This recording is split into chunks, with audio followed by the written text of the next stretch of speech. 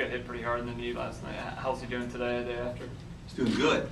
I just talked to our trainer a minute ago, and he's doing very good. He's not as sore as we thought he was. I mean, actually, he's pretty good. Over to the right. Charlie, over here.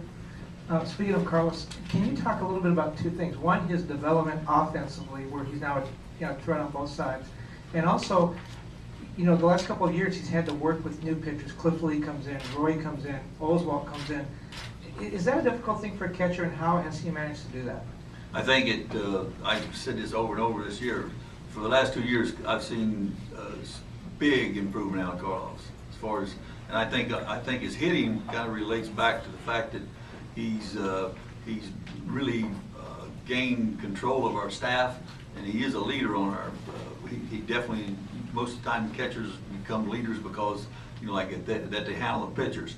Well, I think Carlos over the past 2 years, our pitchers really accept him. They like throwing to him. He's got a tremendous arm. He blocks. He's a tremendous at blocking balls, and he is the leader on our pitching staff, and he handles them and he directs them.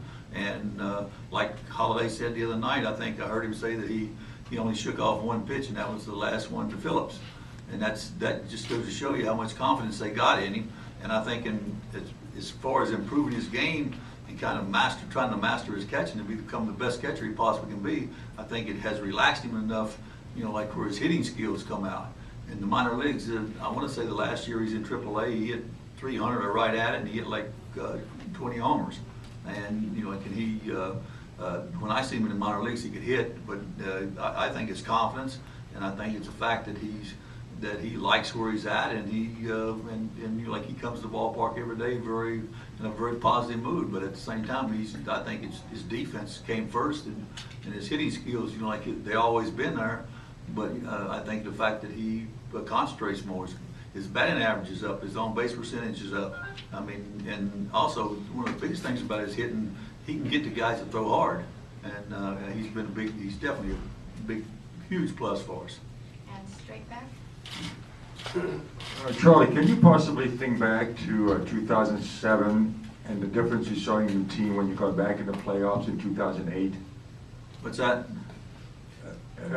Is it possible for you to think back to 2007 when you first got in the playoffs, the division series, and the difference you saw in your team in 2008?